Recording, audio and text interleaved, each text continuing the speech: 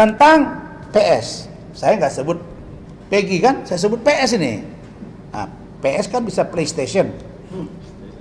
PS, berdasarkan data yang kami sampaikan, bahwa dia ini punya kegiatan ini. Kan begitu tadi.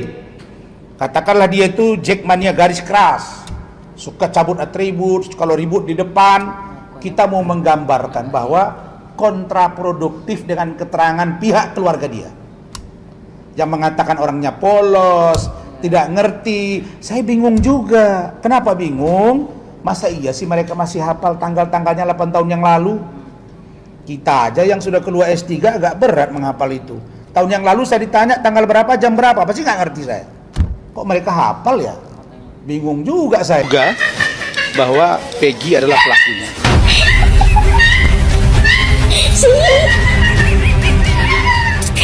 Bahkan saya menduga setelah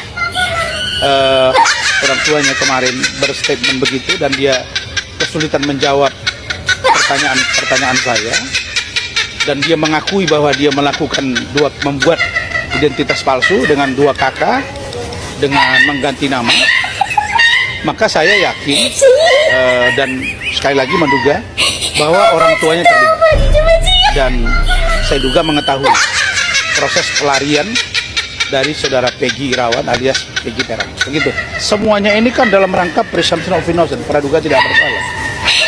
Jangan kita salah ya, bahwa banyaknya orang yang berstatement tentang ini, tapi kalau tidak didukung dengan fakta dan data. Fakta-data itu untuk menjadi fakta itu ada 2, terfaktakan dia.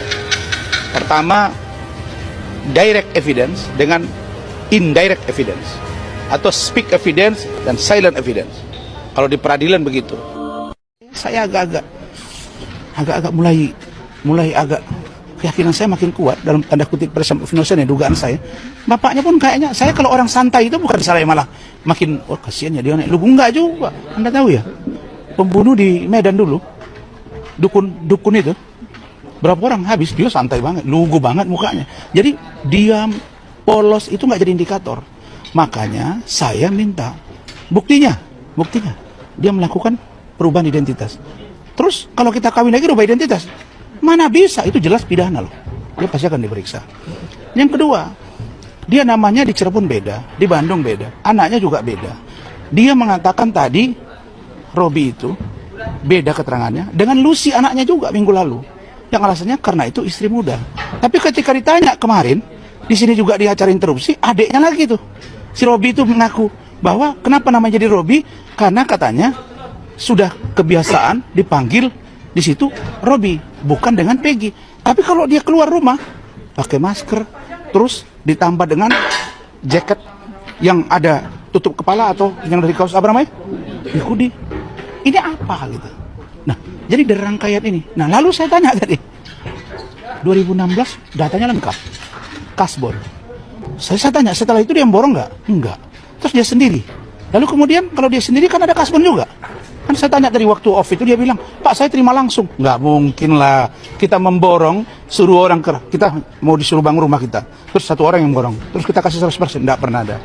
Pasti dikasih 30 atau 50, pokoknya ada progres lah. Nggak logik gitu. Jadi ini sudah dilihat dari barisan. Kenapa? Itu yang kita curigai. JN ini seorang lawyer yang kita duga inilah mengkolaborasikan ini semua, sehingga si tersangka merubah keterangan, sehingga mereka sepakat untuk sekian orang DPO-nya. Lalu kemudian didesain lah ini dugaan kita ya, Peggy-nya, orang tuanya, dan dia memang udah yakin bahwa dia udah aman karena dia nggak pernah balik-balik lagi. Dia pun udah nggak berada di Cirebon lagi. Botak kabur, si botak kabur. Kata Denis, si botak kabur. Rasman botak. Sebaik pertama sekali saya melihat kemunculan beliau ini di televisi, saya sudah curiga. Apa sih kira-kira kompetensi yang bersangkutan ini sehingga dia dijadikan sebagai narasumber dalam mengkaji atau memperdebatkan soal kematian Peggy dan Eki. Nah setelah itu saya langsung chat yang bersangkutan. Yang pertama saya tanya kepada beliau, Rasman Nasution, adalah, menurut abang apa yang merupakan penyebab matinya Peggy dan Pina? Itu pertanyaan saya yang pertama sebaik saya melihat beliau ini muncul di salah satu televisi. Tetapi yang bersangkutan ini, si Rasman Botak ini tidak menjawab apa-apa tentang pertanyaan saya.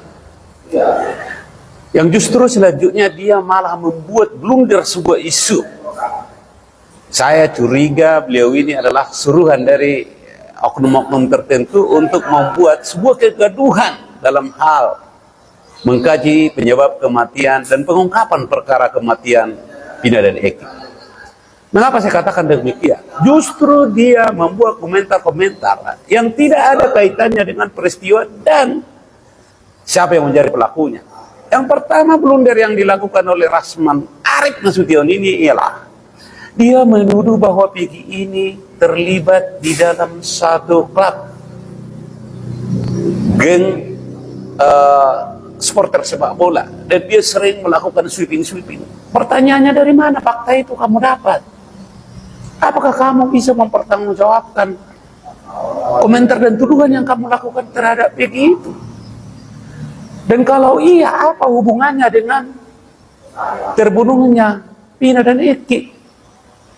Kamu sebagai orang hukum semestinya harus mengerti bagaimana cara mengungkap sebuah peristiwa kematian. Yang harus dilakukan adalah bagaimana membuktikan penyebab kematian.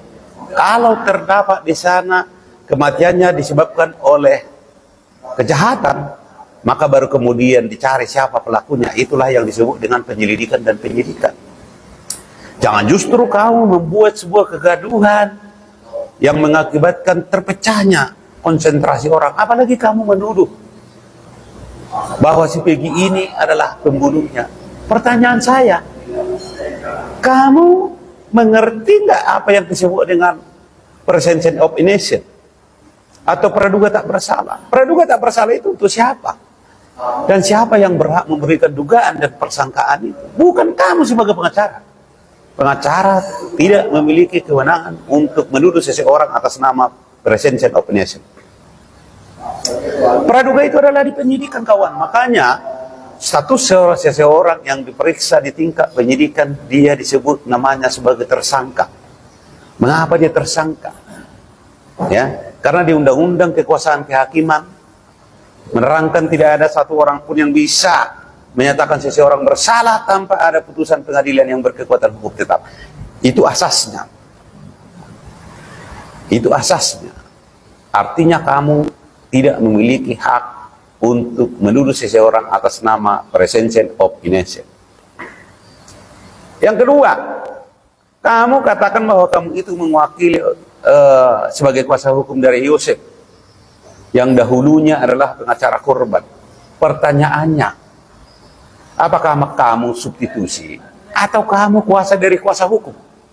Kalau kamu kuasa dari kuasa hukum, dalam peristiwa hukum apa sehingga Yosef itu harus menunjuk seorang lawyer? Apakah Yosef itu sedang ada perkara yang kaitannya dengan pengungkapan kematian Pina dan Eki, atau hanya sekedar menjembatani supaya Yosef itu bisa naik di level permukaan nasional? Saya pikir masyarakat tidak boleh percaya dengan ucapan Rasman Arif Nasution, karena Rasman Arif Nasution yang pertama tidak memiliki kompetensi atau legal standing, yang kedua tidak memiliki nalar, karena dia mengkaji persoalan ini bukan berdasarkan fakta tetapi berdasarkan opini. Semestinya seorang lawyer atau pengacara harus mengkaji dari fakta hukum. Saya terus terang, walaupun jauh di Riau, saya mempelajari perkara ini berdasarkan bukti hukum, yaitu putusan pengadilan yang saya searching di Victory, putusan Mahkamah Agung dan putusan Pengadilan Negeri Cirebon. Jadi saya tidak pernah asal bunyi.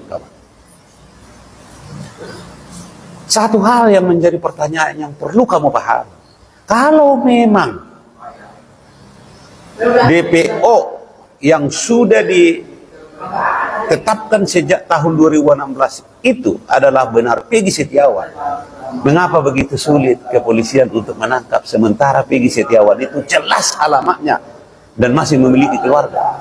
Apalagi kamu sampai menyerang keluarga Peggy. Kamu itu namanya manusia tidak bermoral. Manusia yang tidak punya hati. Ya. Sekian dan terima kasih. Dia diduga memiliki kelompok atau apa yang disebut dengan grup atau geng, ya, geng dalam pengertian positif, ya, yaitu Jack garis keras. Mereka ini, kelompok ini sering, ya, melakukan sweeping, bentrok apabila ada pertandingan, dan mereka ini pendukung garis keras atau Jack garis kerasnya Persija di Cirebon. Saudara PS ini berada di garda terdepan. Di sini kita lihat kemudian namanya kenapa harus berubah dari PS menjadi ada Robi, kan gitu ya. Kemudian bapaknya Peggy atau orang tuanya Peggy ini berubah-ubah. Di Cirebon namanya Rudi Irawan, di Bandung namanya Saprudi. Kenapa berubah-berubah? Nah, ini kita duga ada upaya untuk memutarbalikkan fakta dan melanggar undang-undang kependudukan. Perubahan DPO berdasarkan apa? Biar diskusinya Berdasarkan analisa pemeriksaan yang konkret oleh penyidik, oleh Polda Jawa Barat. pemeriksaan terhadap siapa? Saksi atau gimana? Data yang mereka punya. Oke, Bang Johnson. Jago sekali, lebih hebat dari Polda. Saya tanya, dirkrimunya Hebat, Jenderal. Wah, gimana abang hebat sekali Anda seolah Ini, Bang. ada tangan ke diri itu yang paling benar. Bos. bukan paling benar. Konsen, Bang, bes. saya tidak katakan benar, Bang. Saya katakan saya telepon Yanti. Saya telepon juga di. Wah. Saya harus tanya dua-dua dong, Bang. Tapi dalam konteks hukum saya takut, Bang. Jangan gara-gara satu film kita terbangun persepsi orang yang seharusnya menjadi pelaku jadi salah proses. Ini bukan Saya sangat sedih Bos. orang nyawa manusia melayang, Pak. Ini bukan Pasti kita, Oke. saya percaya Polri bisa tuntas. Bang, sebentar. Saya percaya Polri bisa tuntas.